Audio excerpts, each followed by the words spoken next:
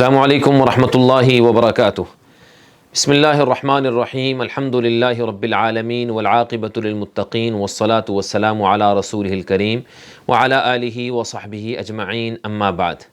دعائیں کیسے قبول ہوتی ہیں، اس حوالے سے دعا کے آداب میں سے ہم چند آداب کا پہلے ذکر کر چکے ہیں۔ سب سے پہلا دعا کا ادب یہ ہے کہ اللہ رب العالمین کی حمد و ثنا سے دعا کی ابتدا کی جائے، اس کے بعد رسول اللہ صلی اللہ علیہ وسلم پر درود پڑھا جائے، اس کے بعد اپنے گناہوں کا اعتراف کیا جائے اور اللہ سے گناہوں کی معافی مانگی جائے۔ پھر چوتھے نمبر پہ اس بات کا ذکر کیا تھا کہ اپنے نیک اعمال کا اللہ کو واسطہ اور وسیلہ دیا جائے۔ پانچویں نمبر پہ اس بات کا ذکر تھا کہ دنیاوی ضرورتوں کے ساتھ ساتھ اللہ سے دینی اور اخروی ضرورتوں کا بھی سوال کیا جائے۔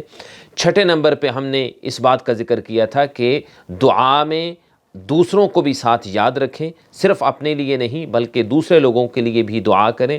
اور ساتویں نمبر پہ ہم نے اس بات کا ذکر کیا ہے کہ دعا کرتے وقت پورا یقین ہونا چاہیے کہ اللہ رب العالمین آپ کی دعا کو قبول فرمائیں گے۔ اب آٹھویں چیز یہ ہے کہ دعا میں اصرار اور تکرار ہونا چاہیے۔ اس کا مطلب یہ ہے کہ دعا کرتے وقت آپ اللہ رب العالمین سے بار بار التجا کریں، ایک بار دو بار چار بار نہیں، بار بار اللہ سے مانگیں، ایک ہی بات کو بار بار دہرائیں۔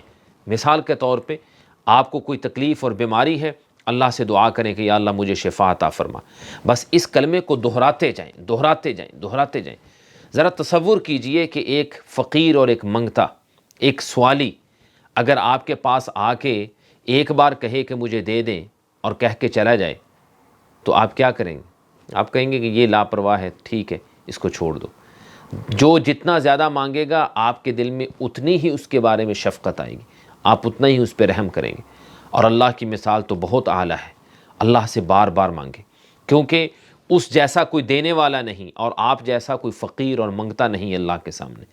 فقیر بن کے، سوالی بن کے، صحیح معنوں میں منگتا بن کے اللہ سے سوال کریں اور تکرار کے ساتھ کریں، اور کبھی دل برداشتہ نہ ہوں، کبھی نا امید نہ ہوں کہ میں نے بہت دعائیں کی، اب تو اللہ کی طرف سے دعا قبول ہی نہیں ہوتی، لہذا اب دعا کرنے کا فائدہ ہی کیا۔ یہ بہت بڑا شیطان کا دھوکہ ہے اور شیطان کا بہت بڑا ایک وار ہے اور ایک رکاوٹ ہے آپ کی دعا قبول ہونے کے سامنے۔ اللہ کے رسول صلی اللہ علیہ وسلم فرماتے ہیں یستجاب للعبد ما لم یستعجل، اللہ اپنے بندے کی دعا کو ضرور قبول کرتے ہیں بشرطے کہ بندہ جلد بازی نہ کرے۔ جلد بازی کیسے ہوتی ہے؟ آپ نے فرمایا جب بندہ یہ کہتا ہے کہ دعوت دعوت دعوت فلم یستجب لی، میں نے بڑی دعائیں کی، میں کئی دنوں سے دعائیں کر رہا ہوں، کئی ہفتے ہو گئے مجھے دعائیں کرتے ہوئے، کئی مہینے گزر گئے مجھے دعائیں کرتے ہوئے، مجھے کئی سال ہو گئے دعائیں کرتے ہوئے، اللہ میری دعا کو قبول نہیں کرتا۔ اگر آپ نے یہ کہہ دیا، جب آپ نے یہ کہہ دیا کہ اللہ میری دعا نہیں قبول کرتا، اللہ نے آپ پہ اپنی رحمت کا دروازہ بند کر دیا، یقین کر لیجیے۔ اور اس کی ایک بنیادی وجہ یہ ہے کہ اللہ سے مانگنے کے لیے ہم جو لفظ بولتے ہیں وہ ہے دعا۔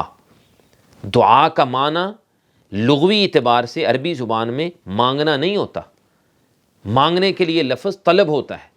دعا کا معنی اصل میں ہے پکارنا۔ آپ کا ایک اللہ کا بندہ ہونے کے ناطے آپ کا فرض ہے کہ آپ بس پکارتے جائیں۔ اس نے کب دینا ہے یا نہیں دینا، اگر دینا ہے تو کب دینا ہے، کتنا دینا ہے، کیسے دینا ہے، یہ اس کی مرضی ہے، فیصلہ اس پہ چھوڑیں، کیونکہ اس نے تمہیں پیدا کیا ہے، اس نے آپ کو پیدا کیا ہے، وہ آپ کی ضرورتوں کو آپ سے بہتر جانتا ہے، وہ جانتا ہے آپ کے لیے کیا بہتر ہے کیا بہتر نہیں ہے، اور جو بہتر ہے وہ کب بہتر ہے اور کتنا بہتر ہے، یہ فیصلہ اس پہ چھوڑیں۔ آپ بندہ ہونے کے ناطے بس اس سے مانگتے جائیں، آپ کا کام ہے مانگنا۔ سبحان ربك رب العزة عما يصفون وسلام على المرسلين والحمد لله رب العالمين۔